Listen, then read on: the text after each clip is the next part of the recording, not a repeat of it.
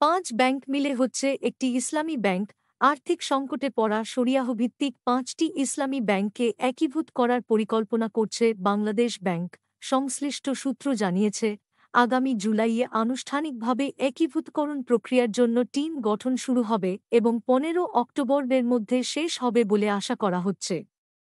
কেন্দ্রীয় ব্যাংকের মুখপাত্র আরিফ হোসেন খান দ্য ডেইলি স্টারকে নিশ্চিত করেছেন, এ সংক্রান্ত একটি বৈঠক হয়েছে। তার ভাষ্য, আমরা শুনেছি বৈঠকের এজেন্ডা ছিল একীভূতকরণ। গতকাল বাংলাদেশ ব্যাংকের প্রধান কার্যালয়ে গভর্নর কর্মকর্তারা জানান, বাংলাদেশ ব্যাংকের প্রতিনিধি ও প্রতিটি ব্যাংকের দক্ষ কর্মীদের সমন্বয়ে 5টি যৌথ দল একীভূতকরণ প্রক্রিয়ার সঙ্গে কাজ শুরু করবে। এই প্রক্রিয়া 3.5 মাস ধরে চলবে। একীভূতকরণ প্রক্রিয়া শুরু হলে ব্যাংকগুলো সাময়িকভাবে সরকারের নিয়ন্ত্রণে থাকবে। তারা আরও জানান, ব্যাংকগুলোর বর্তমান ব্যবস্থাপনা পরিচালকদের সরিয়ে দেওয়া হবে ও বিদ্যমান বোর্ড সদস্য এবং বিভিন্ন খাতের প্রতিনিধিদের সমন্বয়ে একটি নতুন বোর্ড গঠন করা হবে। একীভূত প্রতিষ্ঠান কেন্দ্রীয় ব্যাংকের সরাসরি তত্ত্বাবধানে পরিচালিত হবে।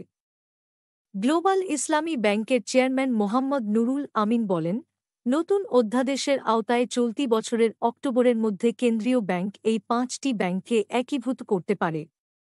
বৈঠকে নতুন অধ্যাদেশের মূল দিকগুলো নিয়ে আলোচনা করেছেন বাংলাদেশ ব্যাংকের গভর্নর। তিনি জানান, তবে কোনো ব্যাংক যদি প্রমাণ করতে পারে তারা নিজেরাই সংকট কাটিয়ে উঠতে পারবে, তাদের জন্য ছাড় বিবেচনা করা হতে পারে। অন্যথায় অধ্যাদেশের আওতায় রেজুলেশন প্রক্রিয়া শুরু হবে। তিনি বলেন, এখন 5টি ব্যাংককে চিহ্নিত করা হয়েছে। এগুলোকে একটি বড় ইসলামী ব্যাংকে একীভূত করা হতে পারে।